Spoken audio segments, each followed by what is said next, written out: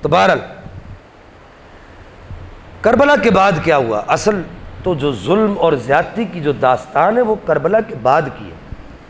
پہلے تو کربلا میں جو لوگ شریک تھے نا، ان کو بھی نہیں پتا تھا کہ کربلا میں کتنا ظلم ہو گیا ہے، ان کو بھی اس بات کا علم نہیں تھا۔ لیکن جب سیدہ زینب کبریٰ، بی بی شہربانو اور ایک اور اہل بیت کے گھرانے کی خاتون کو، ان تینوں کو، غالباً بی بی سکینہ تھی، ان تینوں کو ایک ہی اونٹ پر باندھ کر، رسیوں میں جکڑ کر، جب ان تینوں نفوس قدسیہ کو کربلا کے میدان کے پاس سے گزارا گیا تو وہاں پر سیدہ زینب کبریٰ نے کہا، شامی فوجوں کو کہا، یزید کی فوج کو کہا کہ میں تم سے اور کچھ نہیں کہتی، صرف اتنا کہتی ہوں کہ یہاں میرے بھائی حسین کا لاشا کسی جگہ پڑا ہوگا، بے گور و کفن پڑا ہوگا، مجھے ایک دفعہ میرے بھائی حسین کی زیارت تو کر لینے دو۔ اللہ اکبر۔ سیدہ زینب کبریٰ جب وہاں سے گزرتی ہیں تو وہاں سے گزرتے ہوئے سیدنا امام حسین، امام علی مقام کی لاش مبارک کو دیکھتی ہیں، اس پر گھوڑے دوڑائے جا چکے تھے۔ اعلیٰ حضرت امام رضا خان صاحب نے لکھا فتاوی رضویہ شریف کے اندر، جو لوگ اہل بیت اطہار کے ان مصائب کو ذکر کرنے سے منع کرتے ہیں اور وہ یہ کہتے ہیں کہ جی ہمارے بزرگ کہتے ہیں ان کو ذکر نہ کریں، نہیں، ہمارے بزرگوں نے، سیدنا شاہ امام احمد رضا خان رحمہ اللہ نے فتاوی شریف کے اندر لکھا، اس بات کو آپ نے تسلیم کیا اور مینشن کیا کہ میرے امام کے جسم مبارک کی جو ہڈیاں مبارک تھی وہ بھی چکنا چور ہو چکی تھی، چکنا چور ہو چکی تھی ہڈیاں۔ اور گزری رات، جب ابھی 9 محرم الحرام 10 کی رات تھی، 9 کا دن تھا، امام علی مقام اپنے لباس پر لباس پہن رہے تھے، اپنے لباس کے اوپر، کپڑوں کے اوپر کپڑے پہن رہے تھے، تو سیدہ زینب کبریٰ کہیں سے اپنے خیمے سے نکلی تو دیکھا امام علی مقام جو ہے کپڑوں کے اوپر کپڑے پہن رہے ہیں۔ تو سیدہ زینب کبریٰ نے پوچھا، بھائی اتنی گرمی ہے، تم کپڑوں کے اوپر کپڑے پہن رہے ہو؟ کہا، بہن تو نہیں جانتی، یہ بڑے ظالم لوگ ہیں، انہوں نے میری شہادت کے بعد میرے کپڑے بھی اتارنے۔ تو امام علی مقام نے 2 لباس باقاعدہ، شہادت سے پہلے پہ قمیص بھی اور تہبند مبارک بھی، یا جو بھی تھا، پاجامہ مبارک جو بھی آپ نے پہنا ہوا تھا، اس پر تاریخ خاموش ہے۔ حضرت سیدہ زینب کبریٰ وہاں سے گزری تو آپ کہتی ہیں، میں اپنے بھائی حسین کی لاش کے پاس کھڑی ہوئی، میں نہیں مانتا اس بات کو۔ بعض لوگ یہ کہتے ہیں کہ جی سیدہ زینب کبریٰ، میں نہیں مانتا، ٹھیک ہے لکھا ہوا ہے، ان کا اپنا ایک مزاج ہے، لکھا ہے، میں نہیں مانتا کہ سیدہ زینب کبریٰ حسین کی لاش کو پہچان نہ سکے، میرا ضمیر اس بات کو گوارا نہیں کرتا۔ سیدہ زینب کبریٰ امام حسین کی لاش مبارک کو پہچان نہ سکے، یہ کیسے ہو سکتا ہے؟ میرے آقا نے فرمایا تھا حسین تو جنت کا پھول ہے، اس کے خون سے جنت کے پھولوں کی خوشبو آتی ہے، تو کیا جنت کے پھول کی خوشبو سیدہ زینب کبریٰ نے نہیں پہچانی ہوگی؟ وہاں پہ جب سیدہ زینب کبریٰ کھڑی ہوئی، دیکھا سیدنا امام حسین کی استخوان مبارک، ہڈیاں مبارک چکنا چور ہوئی، آپ کا سر مبارک آپ کے دھڑ سے جدا ہے، اور یزیدی فوج نے اپنے خیمے پر اس کو اپنے نیزوں پر اس کو اٹھایا ہوا ہے۔ اس وقت سیدہ زینب کبریٰ نے مدینے کی طرف رخ کر کے کہا کہ بابا جان، نانا جان، یہ دیکھیں یہ آپ کا حسین بے گور و کفن پڑا ہو، یہ وہ حسین ہے جس کو آپ اپنے کاندھے پر سوار کیا کرتے تھے، یہ وہ حسین ہے جو آپ کی زلفوں سے کھیلا کرتا تھا، اس کو باغ بنایا کرتا تھا، اس کو لگام مبارک بنایا کرتا تھا۔ حسین کے کپڑے پھٹ گئے ہیں نانا جان۔ یہ سیدہ زینب کبریٰ یہ کربلا کے میدان کے اندر کھڑے ہو کر باتیں کر رہی ہیں اور امام حسین کے لاشے پر کھڑی ہیں اور کہتی ہے، نانا جان حسین کے کپڑے پھٹ گئے، حسین کی ہڈیاں چکنا چور کر دی گئی ہیں، اور حسین کی لاش پر مٹی اتنی پڑ چکی ہے کہ اس کا جسم مٹی سے اٹ گیا ہے، لباس ہے پھٹا ہوا، غبار میں اٹا ہوا، تمام جسم نازنی چھدا ہوا، کٹا ہوا، یہ کون ذی وقار ہے، بلا کا شاہ سوار ہے، یہ بالیقین حسین ہے، نبی کا نور عین ہے۔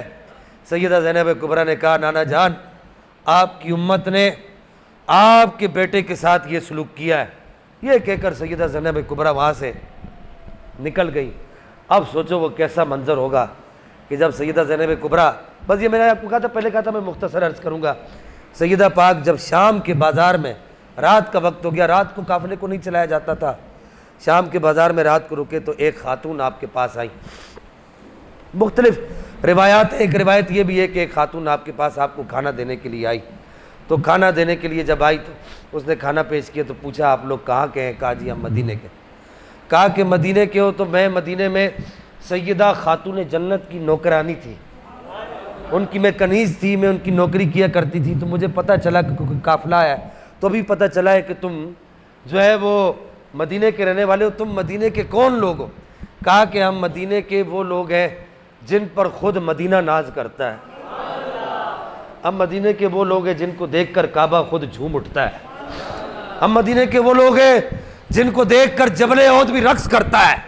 ہم مدینے کے وہ لوگ ہیں جن کی سیادت کی گواہی مدینے کا ذرہ ذرہ دیتا ہے.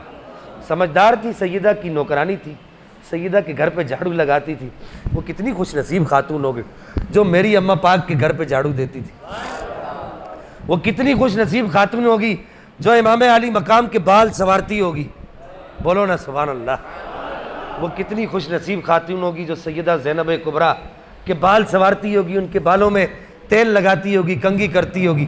اس نے کہا اچھا، جب سیدہ زینب کبریٰ جب بولتی تھی تو آپ کا انداز اتنا فصیح و بلیغ تھا، بہت بڑی عالمہ تھی. تو آپ کی گفتگو سن کر ایک عالم تو عالم، جاہل آدمی بھی سمجھ جاتا تھا کہ یہ کون لوگ ہیں. اس نے اچانک فٹ سے کہا، فوراً کہا اچھا تو آپ سیدہ کے گھر کے لوگ ہیں؟ بھائی وہی سیدہ کے گھر کے لوگ، صرف یہی لوگ ایسے ہیں کہ جن کو دیکھ کر کعبہ رقص کرتا ہے، جن کو دیکھ کر جبل احد بھی رقص کرتا ہے، مدینے کا ذرہ ذرہ جن کی سیادت کی گواہی دیتا ہے. وہ کوئی اور نہیں ہو سکتا، یا تو وہ سیدہ ہو سکتی ہے یا سیدہ کے گھر کے بچے ہو سکتے ہیں. کہا ہاں وہی ہے.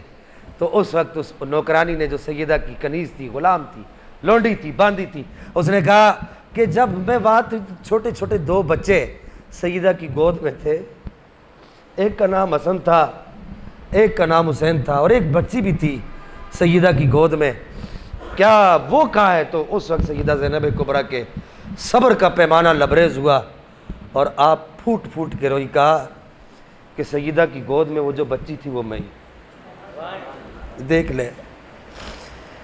اس وقت اس عورت نے چیخ ماری اور چیخ مار کے کہا کہ سیدہ کے بچوں کے ساتھ اس کے نانا کی امت، اس کے بابا کی امت نے یہ سلوک کیا ہے. پوچھا حسین کہاں ہے؟ اس وقت میری اماں جان سیدہ زینب کبریٰ کہتے ہیں نا کہ سیدہ خاتون جنت اماں پاک کا ثانی دنیا میں موجود ہے. اماں پاک کا ثانی دنیا میں موجود ہے.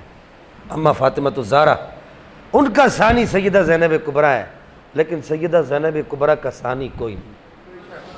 اگر آپ لوگ اجازت دیں تو آئندہ جمعہ میں صرف سیدہ زینب کبریٰ پر بات کروں.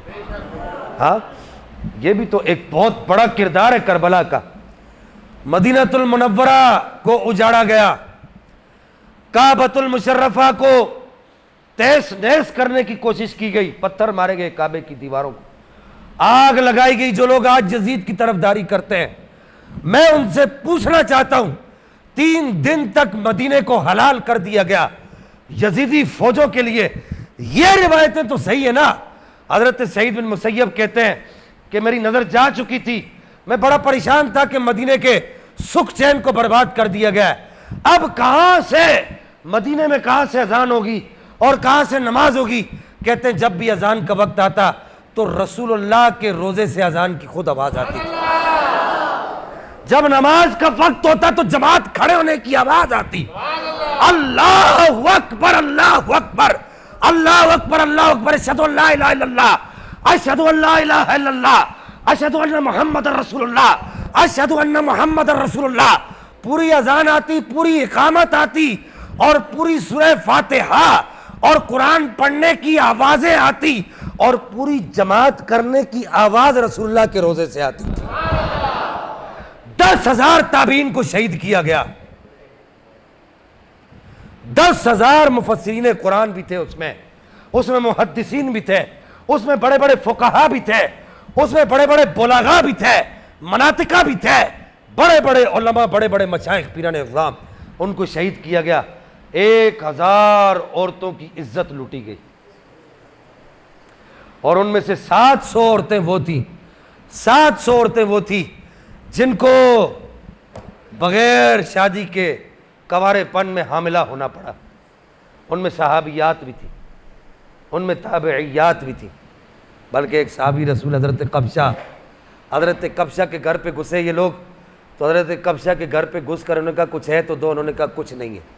اسی وقت حضرت قبشہ انباری ان کا پورا نام تھا، حضرت قبشہ انباری کے گھر پہ بچہ پیدا ہوا تھا، وہ پہلا دودھ ماں کا لے رہا تھا ماں کے پیٹ پہ لیٹ کر، تو یہ بدبخت لوگ اندر گھسے، جنہوں نے اندر گھس کر کہا کہ کچھ ہے تو دو، تو اس وقت اس خاتون نے کہا جو اس صحابی کی بیوی تھی، زوجہ تھی، انہوں نے کہا تم جانتے ہو یہ کس کا بچہ ہے؟ کہا یہ حضرت قبشہ انباری کا بچہ ہے، یہ رسول اللہ صلی اللہ تعالیٰ علیہ وسلم کا جان نثار صحابی تھا، اس کا بچہ ہے۔ تو انہوں نے کہا ہمیں نہیں پتہ، کچھ ہے تو دو، تو اس وقت حضرت قبشہ انباری کی زوجہ جو اس بچے کی ماں تھی، اس نے کہا کہ بیٹا اگر اس وقت آج میرے پاس مہنگی سے مہنگی چیز ہوتی تو میں اس کو دے کر تیری جان بچا لیتی، ہائے میری جان میرے پاس آج کچھ نہیں ہے کہ میں تیری جان بچا سکوں۔ ایک فوجی آگے بڑھا، اس نے بچے کو ٹانگ سے پکڑا، اور ٹانگ سے پکڑ کر اس کو کھینچا، اور کھینچ کر دیوار پر مارا، اس کی مغزال، اس کا مغز باہر آیا، اور وہ وہیں پر مر گیا۔